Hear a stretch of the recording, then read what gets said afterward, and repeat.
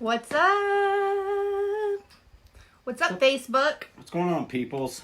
You guys miss us? Probably not. No, you haven't. Well, you haven't really been on live with me lately. No. And we keep saying we need to and blah, blah, blah. But, like, this is a That funny would be story that I was like, we have to tell people. And but you know, but it may not be funny to you. But I was dying. And then I kind of, thought of a good lesson. So if you were jumping on, say hi, tell us where you're tuning in from. If you do not know me, which you may not, even though you're on my Facebook, I'm Brittany Metke, and this is my fiance Gerard. What's up, peoples? We're getting married in November. Yeah. And so November 7th.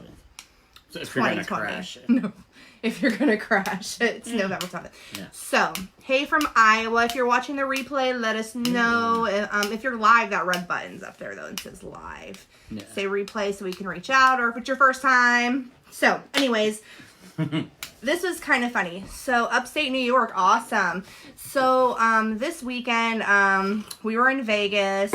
I was getting, Arizona. We're going to be in Arizona. I had a photo shoot with someone she's the editor of Direct Sales Diva magazine. And she, and we were talking to her. So and why were you talking to her? Well, because she was there. I mean, but And why was she there? Under what I pretense? said that she, Oh, you're going to be on the magazine. That's Yes. it. Yay. Anyways, this isn't about that. No, but so it's so she fun. has been building network marketing for 18 years. She's not right now. She does a lot of generic coaching. Her name's Tiffany. She's awesome. But so I was just asking her what companies, she did before. And her first company is something I never heard of. They do, what was it? It's called Prepaid Legal. Prepaid Legal. And she did it for 8 years, I guess. And she, killed it. And so Jerry was like, I was like, she said it. She goes, yeah, I did this thing. It was basically like a retaining lawyer kind of thing. And I was like, prepaid legal? And she's like, yeah. And I was like, oh my God, I did that too. And, mind you, I was just turned 18. I was a freshman in college. My neighbor, introduced me to it and signed me up. Didn't explain, what an upline was, how... He didn't know it was an MLM. He literally just thought he just recently found out about MLMs. He didn't know he was in one. Yeah. And I just thought I was a salesperson. I didn't understand having an upline was there for support because the guy never explained it. How long ago was this, though? You were 18, dude. So it's 45 years ago. I'm just kidding. It was a lot. That's messed up. 20?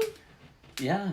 20-ish years ago. No, it was, wait a minute, hold on, 18, 20, wait a minute. Yeah, it was 22 years ago. So this is 22 years ago, he did this, and he said that you, actually killed it for a while, right? Well, prepaid legal, I did okay. You did okay with prepaid because legal. The pretense was, you buy up into this, you pay into it every month, and basically, you have lawyers all over the United States that get into it. And you're basically getting an attorney on retainer. Okay, I was in college, I drank and went out partying almost every night. So, it was something fun to do. I sold it to a couple of my friends, this and that. But then when I... Wait. But I didn't even... I'm so you've been in MLM before and you had no idea. And that was just crazy to me. So then later on we're talking. And then this is when I found out that he was also a proud representative of Cutco Knives, which is isn't that the... king of MLMs, everyone knows the about granddaddy Cutco. Of them all. And I don't know if you guys are familiar, a big way they would get people to sign up. Yeah, that's what it was, a legal representative MLM. But anyways, so then Cutco, back in the day, they would put and I don't know, I know they're still around because I've seen them at other events and stuff, but how they normally do it is with for college kids, they would make them think that they were applying for a job. So, but I found out he did Cutco and killed it, but also did not think it was an MLM. And so tell him how you found out about how you get signed up with Cutco. Okay, so also a long time ago. Okay, so I ran into this guy. We were at a bar shooting pool, and I ran into this guy, and we were talking, and he's like, "Wow, man, you're real personable and whatnot." you know, have you ever thought about doing sales? And I was like, oh, I dabbled here and there. And he was like, well, you know, he's like, let me get your number and let me call you. This is your neighbor, right? Your old No. neighbor. No. The guy that did prepaid legal. We're talking about Cutco now. Yeah, Yes. we're talking Okay. about Cutco. Okay, so I met this guy, right? And he came over and, you know, he showed me the knives, okay? You know, to cut through a nail, cut through pop cans, you know, dude, I was blown away. I was like, wow, dude, I can cut everything with these, you know? You know, my girl's sitting there like, what the hell?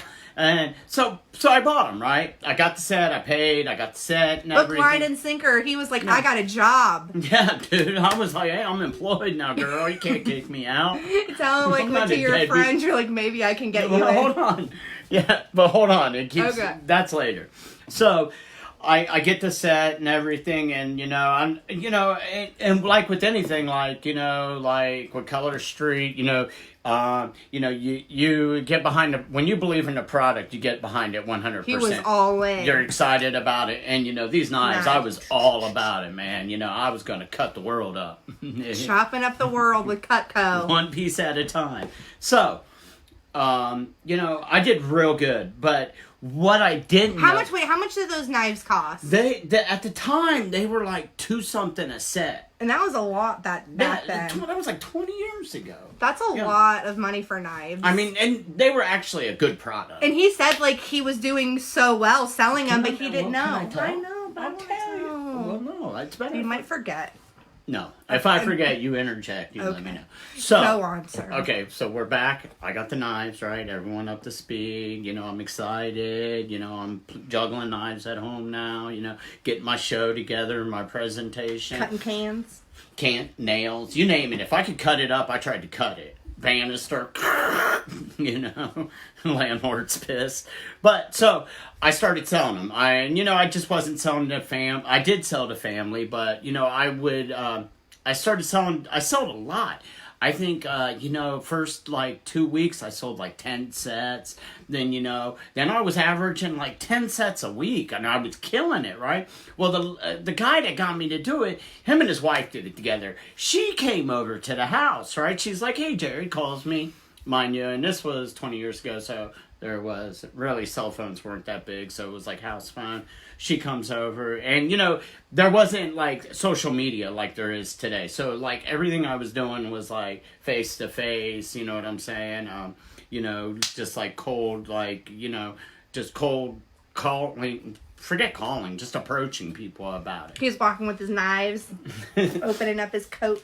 Well, no, I would just talk to people and be like, and they would ask me what I do. And that's how he sells now, too, though, honestly. Like, that's how he kills it. But go on. I'm sorry for interrupting. No, you're great. You're great. I love it when you interject things. And go on. I am not going to remind you of the thing I was just going to remind you about because you know. Oh. Go on. Okay. So, I'm selling the knives. I'm doing real good. She comes over and she's like, wow, you're killing it. Da da da da da da da da da. She's like, you can sign people up to do this and you'll make some money if they sign up. And I'm like, why the hell didn't you tell me about this? But he didn't even know that I at didn't all. know this. I didn't know how it worked. I just thought I sold for myself, and whatever I made, that was what I made. I didn't understand the concept of building a team, having a downline, mentoring them, teaching them how to do what I did, and... You said she was kind of like, hey, do you think you could get other people to do this? She's like, do you got any other your friends out there? And I was like, oh, bet, I got you, girl. So I'm over at my buddy's house. We're sitting around smoking some weed and everything, we're getting high, and I was telling them about it, and I'm like, yeah, dude, man, I was like, listen, I think I can get you in. I can get you a spot as a sales rep, man, but I was like, you gotta try real hard, man, or they'll let you go. I gotta be your boss, too. Are you good with that? And they were like, oh, yeah, dude, bet. So I started signing a couple of my buddies up to do it, right? Okay. And this is where it gets this is a real funny story. This is the funniest thing, guys. Listen to what he did because he was so all in. No, you like gotta all tell in, them. okay? And like, I do it now with Color Street. Like, yeah. What? I could talk about Color Street. No, but just go on this part. Okay. I feel real uncomfortable. No, this is the funniest part. This No. is why we're live. Okay. This part of the story. Okay, so I had this girlfriend, right? And she was a manager at a place called Lazarus here in Columbus. Actually, it's based out of Cincinnati. If you're not familiar with, they're out of business now because they didn't do my deal. But no, really, they'd still be here today if they would have partnered up with Gerard. We would be killing it in the knife game in the home department there. So she was a manager in the home department, right? And again, this was back in the day, and like I said, I partied a lot, and we're all sitting around, and I'm like, hey, what if you guys sold Cutco at Lazarus? And she's like, well, I mean, you might be. So she was a manager there. So she got me in contact with one of their buyers, right?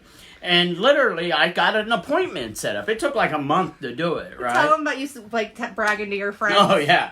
So we're sitting around smoking dope. I'm like, dude, I'm going to be the knife king, man. I was like, man, I'm going to make this deal. I'm going to make millions, man. I was like, dude, man, it's going to be great. I'm going to retire before 22. I'm going to, He was going to be Lazarus cutting knife man. Yeah. I was going to be the connect for Lazarus. He was talking about dropping out of college. You name it, okay? And my friends are like, oh, wow, dude, yeah, it was like stoner dream stuff. But, so, we set up I get this appointment set up, right? And, I put on my best clothes that morning and everything, get my knife set together, to the nines, got a fresh haircut, dropped the Birkenstocks, the hemp jewelry, went in there, went in all professional, no marijuana that morning, so I was clear-headed and whatnot. And I go in and I sit down, and it's a guy and a lady. And the lady's running the show. The guy, I don't know where, he was just like window dressing, or I don't know what he was, But, so I'm going through, and I'm showing her it, and I'm cutting nails, I'm cutting cans, dude, and, I had, ramped it up. I had crushed, 3 beer cans down so they were a sandwich, cut them in half. Look at this. It's so cool, I'm like, you cut anything, da-da-da-da. And she keeps trying to interrupt me, and I'm not letting it happen. I'm just powering through this presentation. Nothing's going to stop me. I'm going to kill it. And she's like, when I got done, she's like, okay, Mr. Powers. She's like, if we wanted to carry this product, we could just go straight to the company. And I'm like, oh, no. You'd go through me. And, as big as you guys are, I could work a deal out for you guys, where you guys would buy, 1,000 sets and I'd give you a discount. And this lady's just looking at me like, what the hell's wrong with you, dude?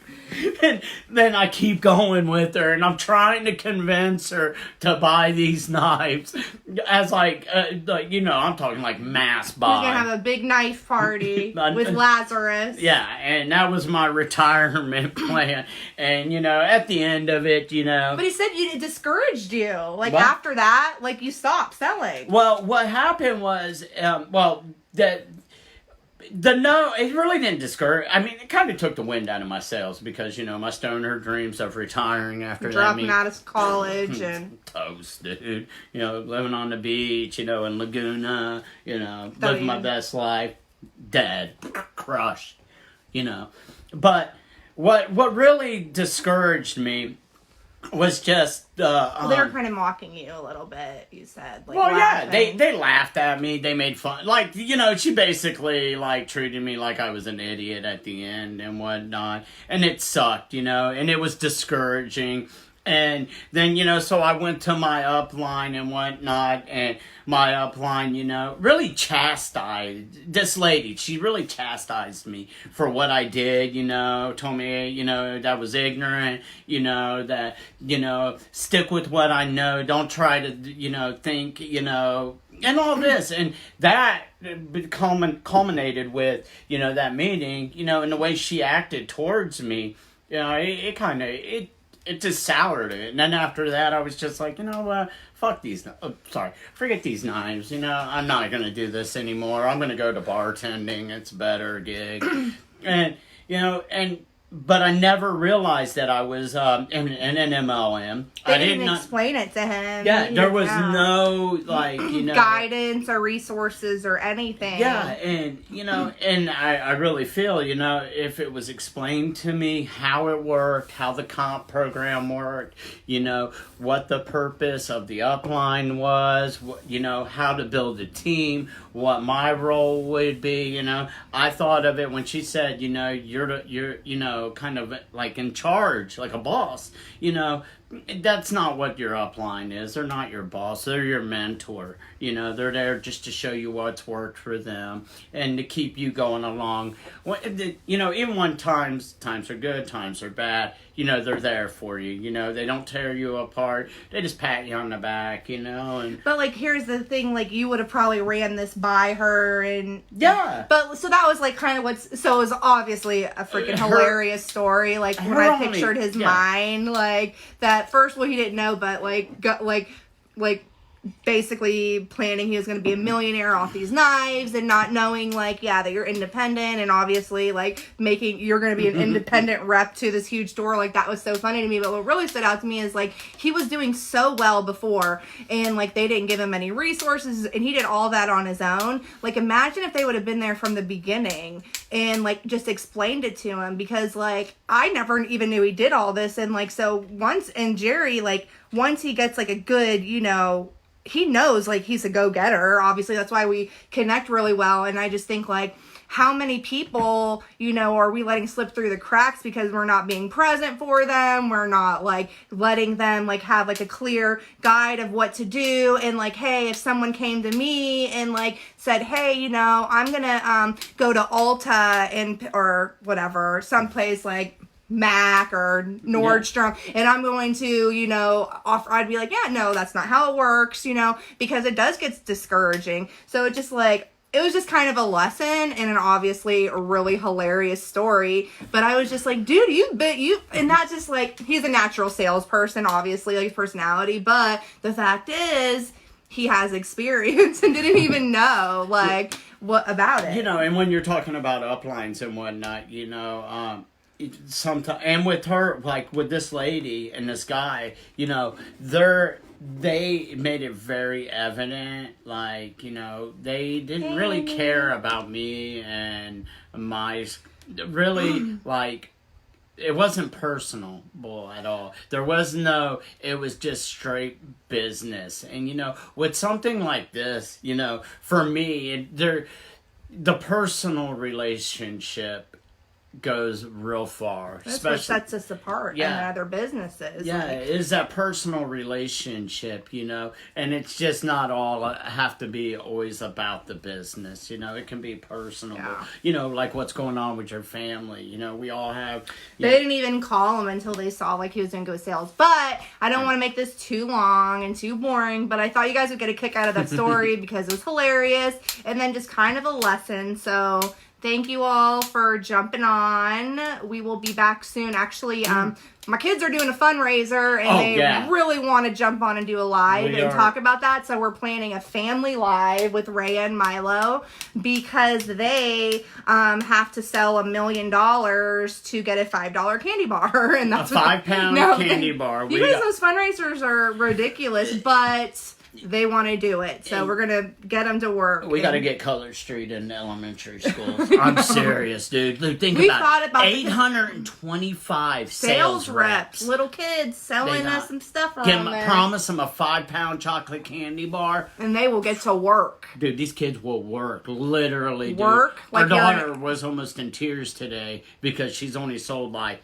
$200 worth of stuff. And buying it from the store is not the same thing for them. So, like, just if you are discouraged in your business this month, just pretend that you are a 9-year-old that wants a 5-pound candy bar. What would you do for that? And sell like that. Dude, because that girl, Coda's has a birthday party Saturday, and she's like, can we bring the fundraiser forms to his birthday party? And I'm like coach people? No, we can't do that. So anyways, you guys, thanks for tuning in. We will see y'all later. Bye guys. Have a good